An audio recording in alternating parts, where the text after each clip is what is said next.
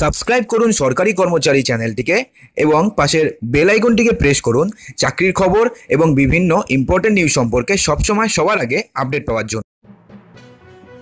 যদি আপনাদের কাছেও রেশন কার্ড থাকে, সে আপনাদের কাছে এসপিএইচএইচ, পিএইচএইচ, RKSY1 অথবা AY যে কোনো রেশন কার্ডই আপনাদের কাছে থাকুক না কেন, সমস্ত রেশন কার্ড হোল্ডারদের জন্য কেন্দ্র সরকারের তরফ থেকে কিন্তু বড়সড় আপডেট।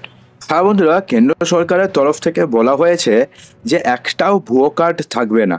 দেশের 80 কোটি ফ্রি রেশন উপভোক্তাদের জন্য নতুন নিয়ম জারি করতে চলেছে এবার থেকে কেন্দ্র সরকার। হ্যাঁ বন্ধুরা, এমনটা কিন্তু প্রায়শই দেখা যায় যে বহু লোকের ভুয়ো রেশন কার্ড রয়েছে। যেমন ধরুন, কোনো ব্যক্তির কেউ একজন মারা গেছে, তবুও তার রেশন কার্ড বাতিল করা হয়নি, সেই ব্যক্তির নামে দেদারসে ফ্রি রেশন তোলা হচ্ছে।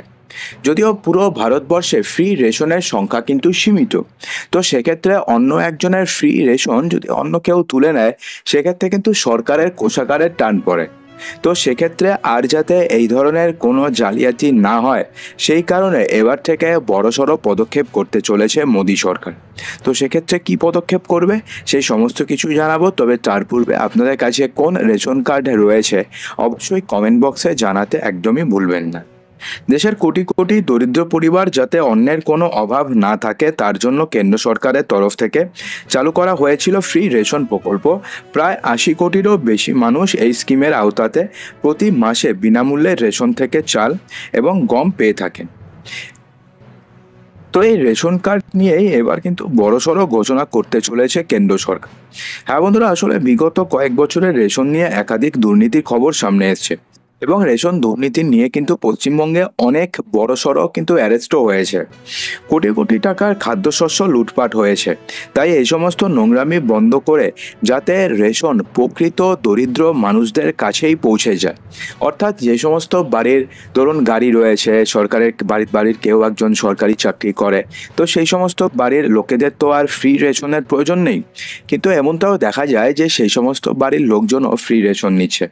তাই এই ধরনের নোংরা বন্ধ করে প্রকৃত দরিদ্র মানুষদের কাছে যাতে বিনামূল্যে সরকারি সুবিধা পৌঁছে দেওয়া যায়, তার জন্য এবার রেশন কার্ড হোল্ডারদের জন্য KYC বাধ্যতামূলক করে দেওয়া হয়েছে। অর্থাৎ এখন থেকে প্রত্যেকটি রেশন কার্ড হোল্ডারদের KYC করাতে হবে। তো এই KYC কি? তো প্রথমেই জানিয়ে দিই যে প্রথমে জানানো হয়েছিল যে 30শে সেপ্টেম্বরের মধ্যে সমস্ত রেশন কার্ডের KYC করতে হবে, না হলে কি হবে, অক্টোবর মাস থেকে আপনি আর ফ্রিতে কোনো রেশন সামগ্রী পাবেন না।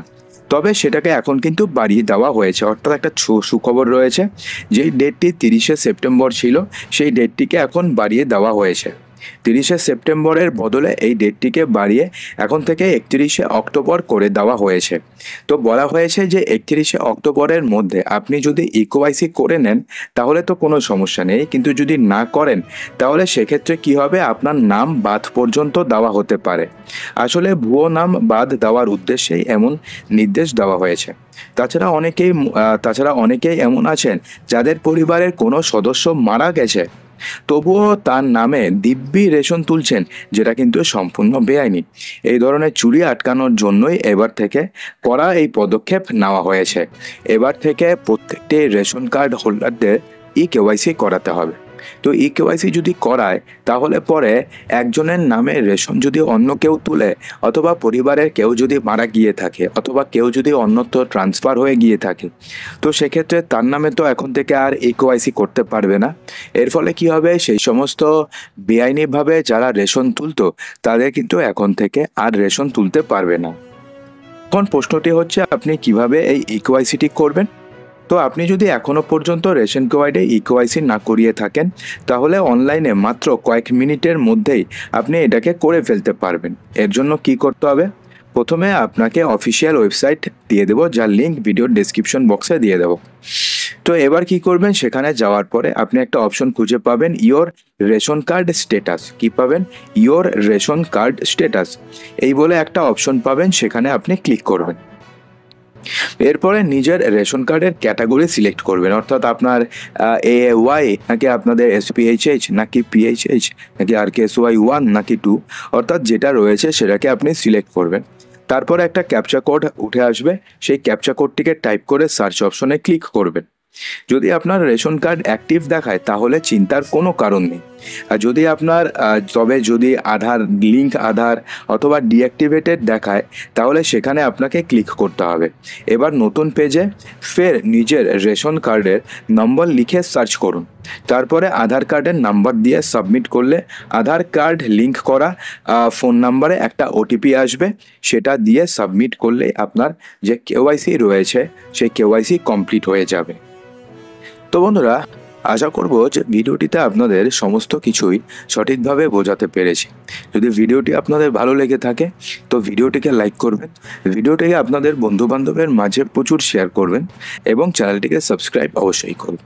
তো দেখা হচ্ছে আমাদের আগামী ভিডিওতে আরও কিছু ইম্পর্ট্যান্ট নিউজ নিয়ে। ততক্ষণের জন্য ভালো থাকবেন, সুস্থ থাকবেন।